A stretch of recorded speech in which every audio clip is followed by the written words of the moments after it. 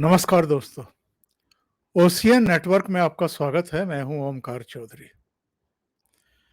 एक social media पर tweet आया और वो क्या है, ज़रा आप भी गौर फरमाइए। मोहित काम्बोज भारतीय, उन्होंने लिखा कि Sanjay Raut arrested, Nawab Malik, Sanjay Pande, now Sanjay Raut, who is next. इसके वैसे तो बहुत सारे जवाब आए हैं और मोहित कंबोज, नवाब मलिक का नाम लिख गए, संजय पांडे का, संजय राउत का, लेकिन अनिल देशमुख को भूल गए। संजय पांडे तो चलिए आईपीएस, अभी रिटायर हुए थे, मुंबई पुलिस कमिश्नर रहे और वो कुछ अलग किस्म के आरोपों में लपेटे में आए हैं। पर जहां तक अनिल देशमुख का प्रश्न है, नवाब मलिक का या संजय राउत का, तीनों को ईडी ने गिरफ्तार किया है और तीनों पर आरोप भी मनी लॉन्ड्रिंग के ही हैं। तो अगर मोहित कंबोज के आखिरी सवाल को आगे बढ़ाएं, जिसमें उन्होंने लिखा है हु इज नेक्स्ट, तो सोशल मीडिया पर बहुत सारे लोगों ने इसका जवाब दिया है अपने अंदाज में और बड़े रोचक अंदाज में। रवि राणा, जो नवनीत राणा के हस्बैंड है और दोनों पति पत्नी को उद्धव ठाकरे सरकार ने उठा करके जेल में डाल दिया था क्योंकि वो मातोश्री के सामने हनुमान चालीसा का पाठ करना चाहते थे। उन रवि राणा ने कहा, चौथा नाम लिया अनिल परब का। अनिल परब कौन है?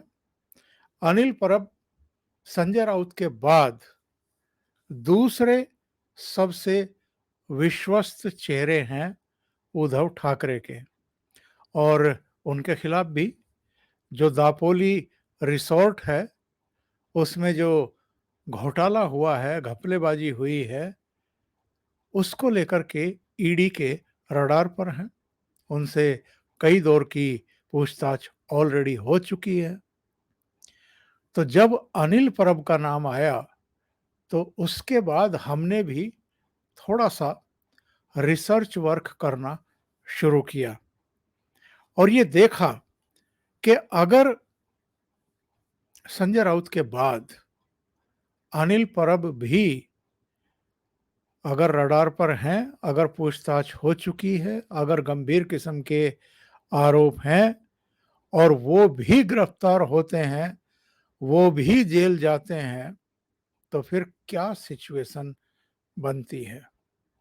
मेरे हिसाब से संजय राउत का जेल जाना, जो वैचारिक तौर पर जो भाषण तैयार होते हैं, जो रणनीति तैयार होती है, उसका एक बड़ा लॉस है उद्धव ठाकरे का।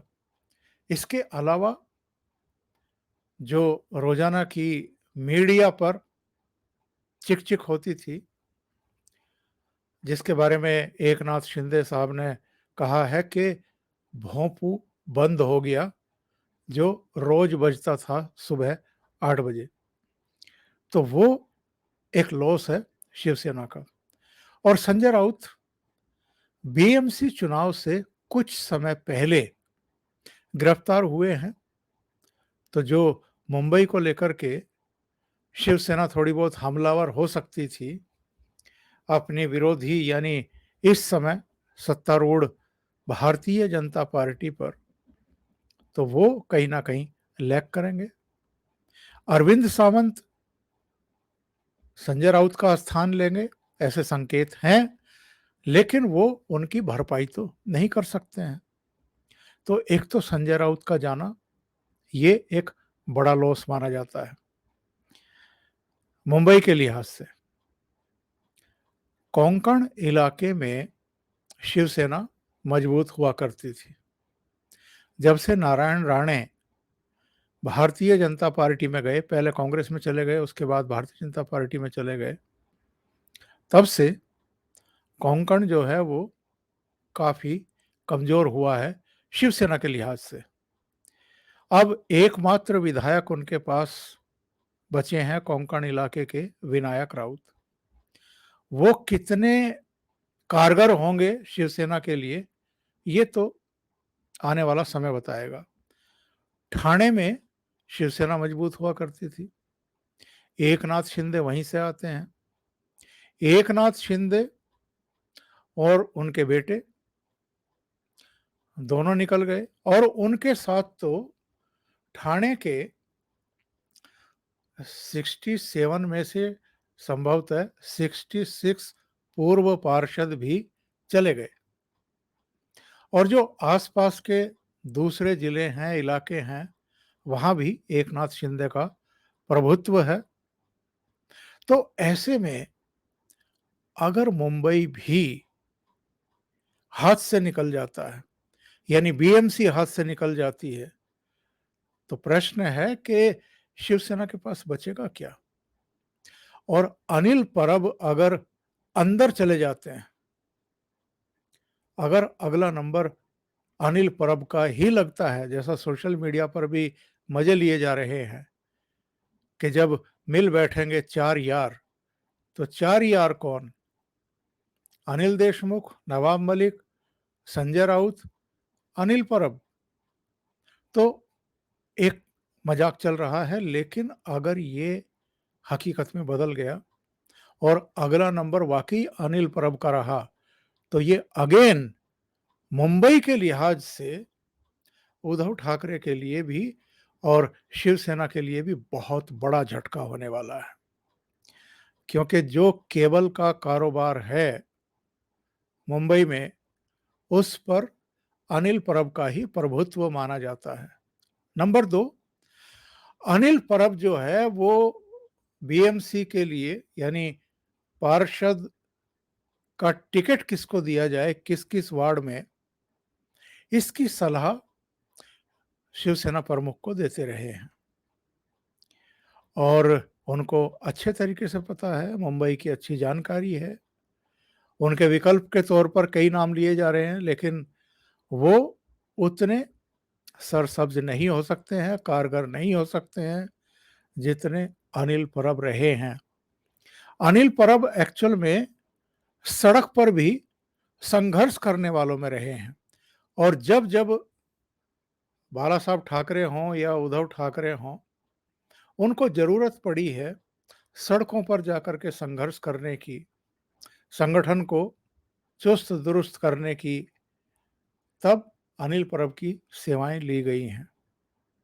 तो अनिल परब अगर बीएमसी चुनाव से पहले गिरफ्तार कर लिए जाते हैं, तो ये बहुत बड़ा लॉस होगा उद्धव ठाकरे का। सुबह, बल्कि कल, आदित्य ठाकरे ने एक बयान दिया, शिवसेना को खत्म करने की कोशिश हो रही है।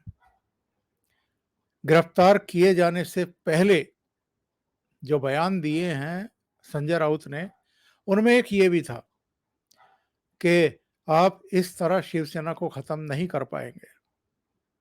आज संजय राउत के परिवार से जब मिलकर के लौटे उद्धव ठाकरे, तो उन्होंने अपनी प्रेस कॉन्फ्रेंस में जो बातें कही, उसका लबोलबाब भी यही है कि शिवसेना को खत्म करने की साजिशें रच रही है भारतीय जनता पार्टी और भाजपा का शीर्ष नेतृत्व। खास तौर से उन्होंने जेपी नड्डा के कल के भाषण का जिक्र किया और ये पूछा मीडिया से कि उसमें क्या प्रजातंत्र दिखाई देता है आपको?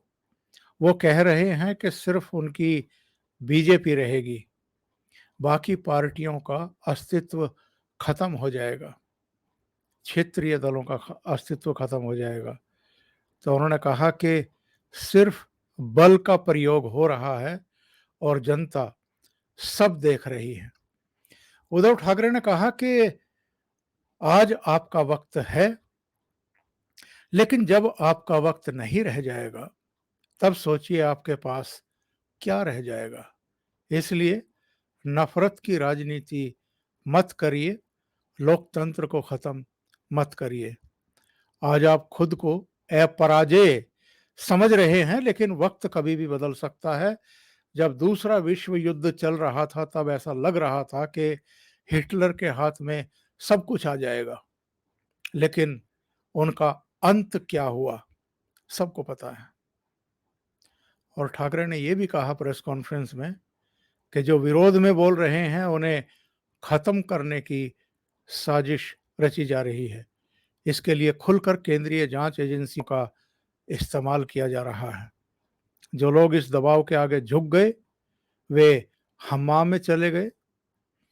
संजय राउत नहीं झुके, मुझे उन पर अभिमान है।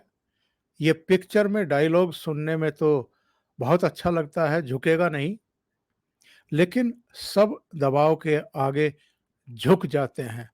संजय राउत ने हकीकत में ये कर दिखाया, वे झुके नहीं। और क्या कहा उद्धव ठाकरे ने, ये जरा मजेदार है। उन्होंने कहा कि संजय राउत का गुनाह क्या है? वे पत्रकार हैं, निर्भीक हैं, क्या यही उनका गुनाह है? जो सही नहीं लगता वो बोल देते हैं, क्या यही गुनाह है? दबाव के आगे नहीं झुकते, क्या यही गुनाह है? और जो लोग छोड़कर चले गए, आज सत्ता का स्वाद भोग लें।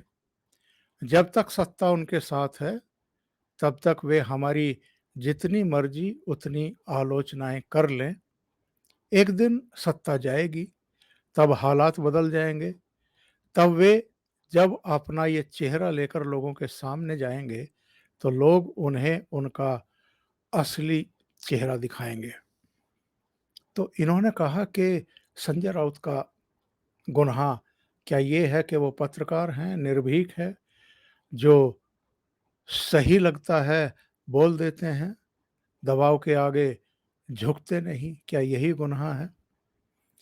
उद्धव ठाकरे हों या राहुल गांधी हों, कांग्रेस के कुछ नेता, जब से ये एजेएल का, नेशनल हेराल्ड का मामला सुर्खियां बन रहा है और राहुल गांधी से 5 बार की मतलब पूछताछ हो चुकी है, मुलाकात तो नहीं, 5 बार की पूछताछ हो चुकी है। उनकी माताजी से 3 दौर की पूछताछ हो चुकी है ईडी की। और इधर ईडी की जांच का नतीजा था कि अनिल देशमुख भी अंदर, नवाब मलिक भी अंदर, अब संजय राउत भी अंदर। अनिल पर अब की चर्चा चल रही है, और कौन कौन जाएगा कह नहीं सकते हैं। लेकिन मुझे लगता है कि उद्धव ठाकरे हो, राहुल गांधी हो, वो ममता बनर्जी और शरद पवार से कुछ नहीं सीख रहे हैं। ममता बनर्जी के एक करीबी, उनके बिल्कुल दाएं हाथ माने जाने वाले पार्थ चटर्जी इस समय ईडी के कब्जे में हैं। उनके यहाँ से 50 करोड़ से ज़्यादा का कैश बरामद हुआ है, ज्वेलरी बरामद हुई है और बहुत सारे दस्तावेज, प्रॉपर्टीज वगैरह। शरद पवार क्यों चुप हैं? शरद पवार को पता है अगर वो बोलते हैं, कुछ भी ऐसा बोलते हैं, तो उसका नतीजा क्या हो सकता है। उद्धव ठाकरे राजनीति लगता है कि जानते ही नहीं हैं। संजय राउत ने उनको जो जो पहाड़ा पढ़ा रखा है, वो बस उतना बोल करके अपना काम चलाते रहे हैं। तो संजय राउत की क्या हालत हुई है, ये तो खुली आंखों से वो खुद ही देख सकते हैं। दूसरी बात ये है कि अगर संजय राउत को इसीलिए गिरफ्तार किया गया है कि वो पत्रकार हैं, निर्भीक हैं, जो सही लगता है वो बोल देते हैं, तो फिर अदालत ने उनको ईडी की कस्टडी में क्यों दे दिया 4 अगस्त तक के लिए? ये तो पहली ही सुनवाई पर जब ईडी ने उनको पेश किया तो तभी उनको बाइज्जत घर जाने देना चाहिए था अदालत को। तो क्या कहने का तात्पर्य है उद्धव ठाकरे का? बोगस केस है, फर्जी केस है, आरोपों में दम नहीं है। ये 1034 करोड़ का मामला है। पत्र चाल जमीन घोटाला, जिसमें पीएमसी बैंक के जो घोटाला करता है वो भी शामिल है, वधावन बंधु भी शामिल हैं, इनमें परवीन राउत उनकी फैमिली भी शामिल है, इसमें संजय राउत और उनकी फैमिली भी शामिल है। तो रंगे हाथों सारे पकड़े जा रहे हैं। ईडी सारा कुछ अदालतों को बता रही है, अदालत मान रही है, टिप्पणी भी कर रही है इनको 4 दिन की हिरासत में भेजते हुए कि परवीन राउत जो है वो फ्रंट मैन है इस पूरे घोटाले में, जो इनको भी प्रायोजित करता रहा है, और 1 करोड़ 6 लाख रुपया उसकी तरफ से इनकी तरफ आए हैं, ये कोर्ट ने भी टिप्पणी कर रखी है। और उद्धव ठाकरे क्या रंग दे रहे हैं इस पूरे मामले को, और ये रंग क्यों दिया जा रहा है? जिस तरीके से रोजाना राहुल गांधी तानाशाह तानाशाह, राजा राजा ये कर रहे हैं, राजा वो कर रहे हैं, विरोधियों के साथ ये, पब्लिक जो है वो अब इतनी बेवकूफ़ है नहीं। ये 24 घंटे के मीडिया का और सशक्त सोशल मीडिया का ज़माना है। सबको बड़ी आसानी से पता चल जाता है कौन तानाशाह है, कौन झूठ बोल रहा है, कौन राजनीतिक बदले की भावना से कार्रवाइयाँ कर रहा है। लबोलुआब ये है कहने का कि आप अगर पब्लिक की आंखों में इस तरह के बयान दे करके धूल झोंकने की कोशिश करें तो ये चीज़ें सिरे चढ़ती नहीं हैं। और अलग-अलग समय पर जितने भी चुनाव होते हैं, उनमें जो पब्लिक का मूड रहता है उससे अब तक इनको समझ भी जाना चाहिए था कि पिछले 8 सालों में इन्होंने वो अपने 4 मित्र उद्योगपतियों को फ़ायदा पहुँचाने के लिए ये किया गया, या माल्या को या ललित मोदी को या नीरव मोदी को भाग जाने दिया गया।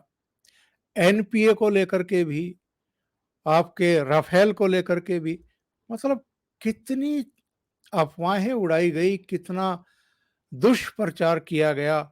सीएए को लेकर के, 3 कृषि कानूनों को लेकर के, महंगाई को लेकर के, कानून व्यवस्था को लेकर के, तमाम तरह की चीज़ों को जनता ने नकार दिया। और वो जो इस समय ईडी कर रही है, जो एनआईए कर रही है, जो सीबीआई कर रही है, जो केंद्र सरकार ने इन एजेंसियों को खुला हाथ दिया है, जिस तरीके से 50-50 करोड़ कैश बरामद हो रहे हैं, जिस तरह संजय राउत हों, नवाब मलिक हों, अनिल देशमुख हों, इन्होंने सत्ता का, पावर का बेजा दुरुपयोग किया है, लूटा है, गरीब के जो अधिकार हैं उनको लूटा है। उसको अगर एजेंसियां एक्सपोज कर रही हैं, पकड़ रही हैं, और इनको भी, चाहे ये कितने बड़े पद पर हैं, चाहे कोई गृह मंत्री रहा हो, चाहे कोई कैबिनेट मंत्री रहा हो, चाहे कोई किसी पार्टी का प्रवक्ता और राज्यसभा का सदस्य रहा हो, या ममता बनर्जी सरकार में कैबिनेट स्तर का मंत्री रहा हो, अगर आपके पास से कुछ पकड़ा जा रहा है तो आपके लिए कोई बख्शीश नहीं है। ये मोदी सरकार का संदेश और संकेत है। और इसमें अगर उद्धव ठाकरे हों, राहुल गांधी हों, कुछ दूसरे हों, वो कुछ और रंग देने की कोशिश करें, तो ये उनकी राजनीतिक नासमझी और अपरिपक्वता हो सकती है। कम से कम ममता बनर्जी ने इस मामले में किसी तरह की राजनीतिक बयानबाजी करने से परहेज किया है, और उसे मंत्री पद से भी हटाया, उपाध्यक्ष और महासचिव पद से भी हटा दिया। यहाँ उद्धव ठाकरे और ही राग अलापने की कोशिश कर रहे हैं, बजाय इसके कि जो शिवसेना टूट चुकी है, 2/3 एमएलए भाग गए, 2/3 एमपी भाग गए आपके पास से, बाकी पार्टी टूट रही है। और अब कोंकण का मैंने बताया आपको, ठाणे का मैंने बताया, जो तीसरा किला इनका रहा मुंबई, वहां से भी अब पार्टी की विदाई हो रही है, लगभग हो रही है। अनिल परब जाएंगे तो ये जो नुकसान होगा इसकी भरपाई संभव ही नहीं है। तो चिंता इसकी करनी चाहिए उद्धव ठाकरे को। अभी के लिए इतना ही। बहुत बहुत धन्यवाद। अगर आपको ये चैनल और इसके कंटेंट पसंद आ रहे हैं तो लाइक करें, कमेंट करें, वीडियो को शेयर भी करें। अभी तक अगर आपने ये चैनल सब्सक्राइब नहीं किया है तो सब्सक्राइब कर लें और साथ में लगे बेल आइकॉन को दबा दें ताकि आगे आने वाले वीडियो और उनके नोटिफिकेशन आप तक पहुंचते रहें। बहुत बहुत धन्यवाद। नमस्कार।